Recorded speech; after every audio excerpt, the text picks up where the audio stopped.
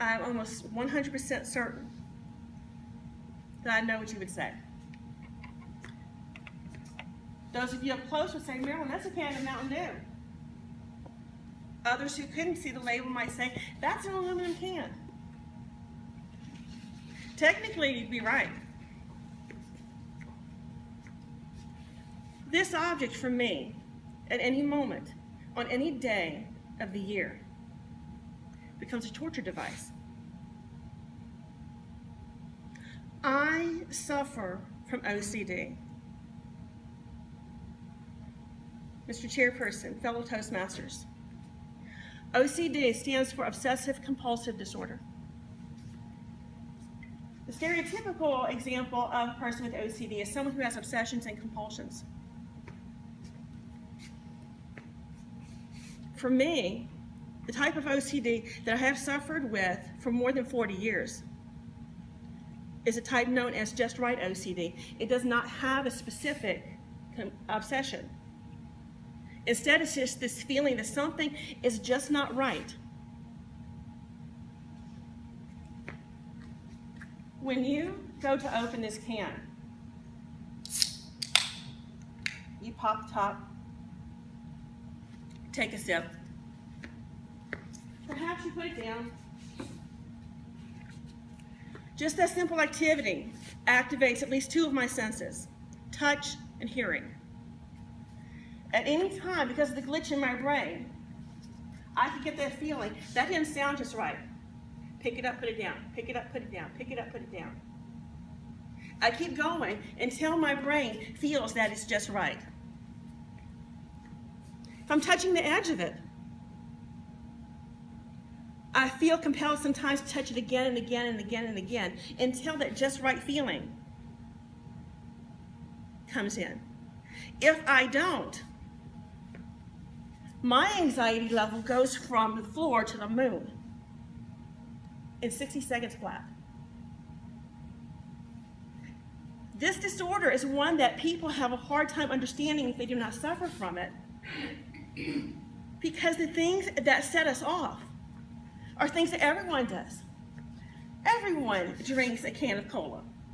Everyone touches the doorknob to open the room. Everyone puts a key in the lock to their door and locks it. How many of them do you imagine stand there for 30 minutes trying to convince themselves that yes, they did it right when they locked that door? And the only thing that pried them away was the van that takes them to outpatient therapy came to get them. I assure you, 3 years ago when that happened to me, the only other thing that could have taken me from my sister's house door, because I was locking it, I was the last one to leave, the only other thing besides that van would be if someone had actually physically pulled me off that door. I promise you, the entire time I was checking in that door lock, I kept telling myself over and over and over and over again, Marilyn, you locked it. You know you did. All while I was unlocking it, checking it, watching myself do it. Those are the thoughts that circulate somewhere in the back of my mind. You already did this. Why are you doing it? At that time, I was 48 years old. I was old enough to know that that action was illogical. It's not normal. The times when I've driven home from work 20 minutes one way, convincing myself, yes, I locked the classroom door and I turned off all the computers, no, the building will not catch fire and burn down. Those thoughts were racing through my mind. When I say racing, picture an active 10-year-old who's drunk a case of Red Bull. Not one, not a six-pack, the entire case. Now they're dancing around all over the place. Add to that being an Indy 500 where you're going around in loops.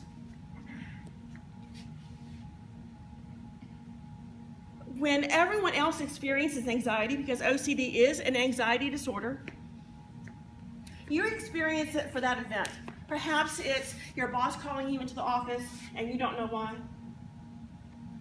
Your anxiety goes down a little bit when they start talking to you about planning the Christmas party. You might experience it when you're preparing for a test that's to advance your career. Perhaps some of you might have been law students and you're preparing for the bar exam. You might start obsessing a little bit, thinking, did I study enough? Am I going to remember this fact? Are they going to ask that question? Then once you take that test, your anxiety starts to go down. For more than 40 years, I have been living with that anxiety,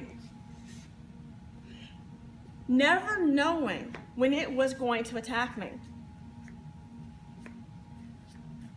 When I was being tortured, it was not an individual, even the objects themselves. It was my own brain that was turning against me because of a glitch.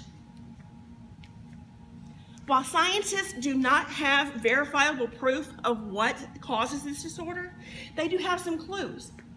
When you take a look at brain scans of the average person and compare it to a brain scan, say, of my brain, there are at least 3 parts of the brain that are off the charts with activity. You know what those parts are? They're the parts that control decision making, emotions, actions, all of the things that are activated when my OCD flips up.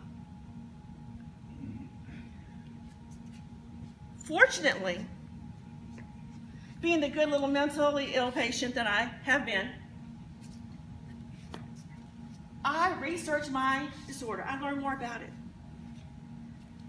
That was like flying through the clouds for 40 years and suddenly you're out where the sunshine is. It's an amazing feeling.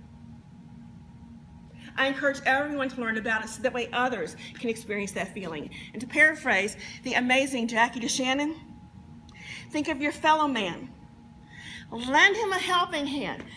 Put a little love in your heart, and the world will be a better place. Thank you.